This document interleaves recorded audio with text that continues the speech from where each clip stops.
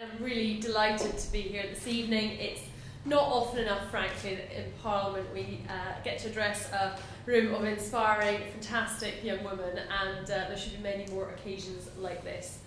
I was elected at the age of 25, and I thought I might just talk you through some of those milestones, put the issue of age in Parliament into a bit of context, and then reflect on my experiences and what I've learned from that. So I was always quite sort of interested in politics, but I probably wouldn't have said I was interested in politics. So I more found that I got annoyed when things were being done that I felt were unjust.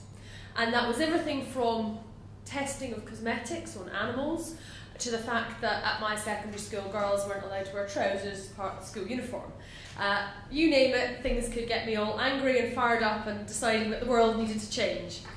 But I probably didn't at that point recognise that those were quite political thoughts, and that using political expression was perhaps a way of making the changes that I wanted to see. But throughout my teenage years I did get more interested through studying at school and being involved in the debating society. And by the time I went to university, when I was 17, I had identified with the Liberal Democrats to the extent that I stayed up for the 1997 general election campaign, which I was tantalisingly not quite old enough to vote in, but I certainly felt old enough to stay up and cheer through the lots of results with Liberal Democrats having a good election night that evening. And I remember sitting there thinking, actually, I was 17 at the time, that maybe that wasn't the way to do election night, sort of on your own, just sitting in front of the television in the lounge. I thought maybe next time I could get some friends round and maybe get some pizza in and a bottle of wine and so on, and really make a proper night of it. Little did I anticipate at that point that the next time I would actually be standing for Parliament. So obviously election night was a little bit different in 2001. So I joined the Lib Dems at university when I was 17, got more and more involved in the political party, and then was encouraged to stand for Parliament for the first time in the 2001 election, when I was just old enough to stand by 3 months, because back then you had to be 21 to be a candidate. Thankfully that's now been lowered to 18 as the age at which you can stand. And I stood in the place where I was working. By then I'd graduated and I was working in Hull, so I stood in Hull East against the then Deputy Prime Minister John Prescott. And it was after that experience, because I really stood to fly the flag for the Lib Dems and I knew I wouldn't win, that I decided that I perhaps needed to think about this a bit more seriously, because I was working as a marketing manager and much preferred all of the politics I was doing to my work as a marketing manager. And that's when I thought I should really see if I could perhaps stand somewhere that I might be able to win. And so it was when I was about 22 that I started to think really seriously about it, which coincided with, and I think in a successful political journey there's often an element of right place and right time. The seat where I grew up had some boundary changes, which meant that it was winnable, and so I moved back up to Scotland, got a new job, and got selected as a candidate at the age of 23, and then managed to win the election there in 2005 when I was 25. And when I came in 2005, there was literally a handful of MPs under the age of 30, and that's pretty common, that it's no more than a handful. We did a bit better this time around in 2010. There were 15 MPs elected under the age of 30, although that was 3 years ago, so they won't all be under 30 now, because that's one of the things about young MPs, they do get older. And so I think this is an era where there's still a lot of underrepresentation. The average age of MPs has stayed pretty constant for the last 30 or so years at about 50, and 62% of MPs, more than 6 in 10 of all MPs, are white men over the age of 40. So they are very overrepresented, and then all the other groups are pretty underrepresented, and I would say young people in particular. And one other difference, I think, about age as a barrier is that there is less general acceptance that it is something that we should rectify. So most MPs and other commentators will agree we need more women in politics, we need more ethnic diversity in politics, we need more people with experience of living with a disability. But there's lots of people who react quite badly sometimes to the idea of having more young MPs. Oh, we don't want to have MPs in their 20s if they're just out of school. Oh, we don't want to have teenagers. When they lowered the candidacy age to the age of 18, there was a lot of people moaning about whether that would mean we'd have teenage MPs. Never mind the fact that the age stand had been 21 for ages, and yet we were still only managing to elect a handful of MPs under the age of 30. And let's face it, at the age of 30, people in other careers are qualified as doctors, they're teaching children, they're editing media outlets, they're successful in business, but yet in politics, you're still young at 40, which, you know, will maybe bring its advantages in future years. So I think there are a few different challenges that I've had to face. People do prejudge. They make an instant assumption and a first impression. And I basically ended up spending most of my early 20s trying to look 30. Probably spend the rest of my life trying to look like I'm in my early 20s. But so I would find when I was campaigning in my constituency, I would always make sure I was wearing a suit and that I was professionally kitted out, much more so than I do now these days, because I'm not being judged so much by that first impression, because people are aware of me being the MP, and so if it's a Saturday and I'm out campaigning, then I'll be more casual. I might wear my jeans, you know, it's more comfortable, it's more practical. If I'd done that when I was 23, I think that may have led to people taking me less seriously. Here in the House of Commons, actually, it's quite meritocratic, more than you would think. People judge you on whether or not you're any good, whether or not what you say has merit, and although Prime Minister's Questions is the worst advert for Parliament, frankly, most of it, thankfully, is not like that 1/2 hour of the week.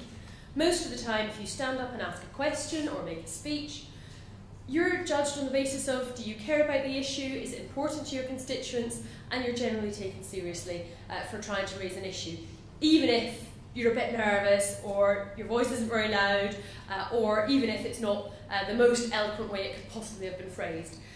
So the House of Commons is perhaps not quite such the scary place that it appears on television.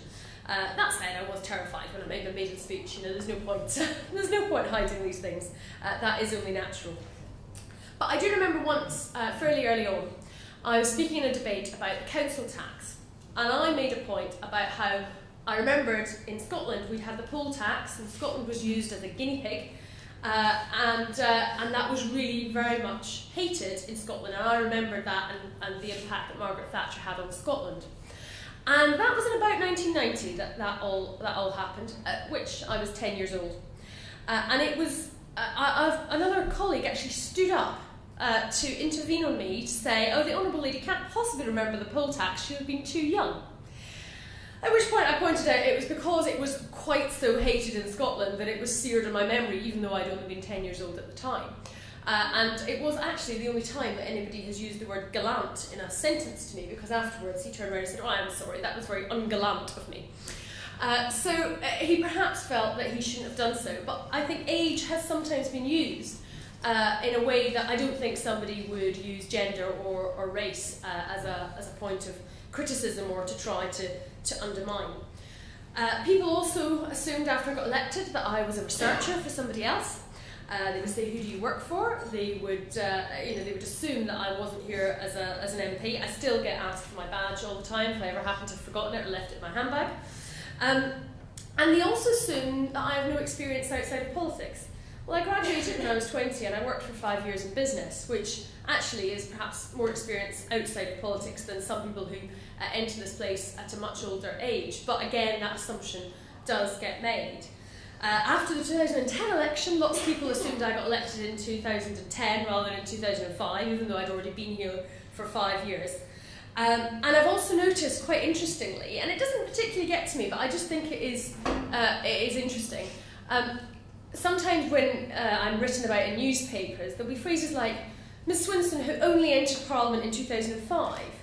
And one of my colleagues, Danny Alexander, who's the Chief Secretary to the Treasury, or Nick Clegg, the Deputy Prime Minister, or Home Office Minister Jeremy Brown, might be referenced in the same article.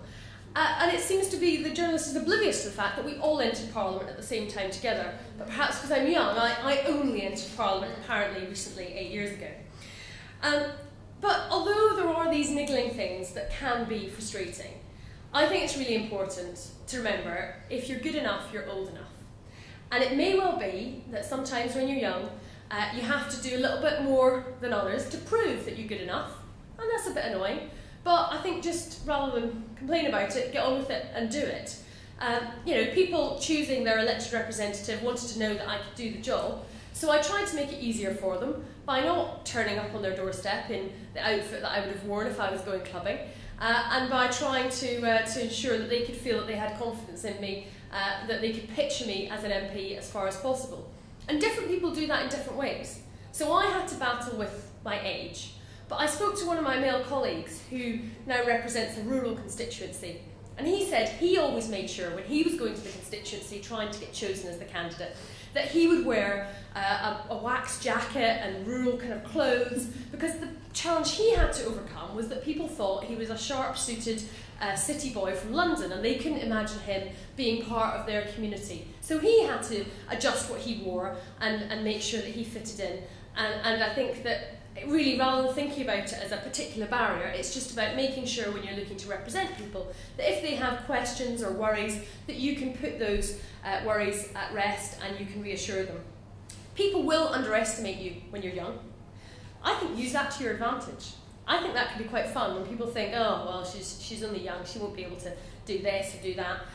And then you stand up there and you give a great speech, or you make a good pitch, or you achieve something great in a project you're working on. Fantastic. If they underestimate you, that's a great opportunity to overachieve. And the key thing is not to let it hold you back, because you can do what you put your heart to and put your mind to. There's no reason why the date on your birth certificate needs to be the thing that matters the most. You'll find lots of people out there who might want to prejudge you.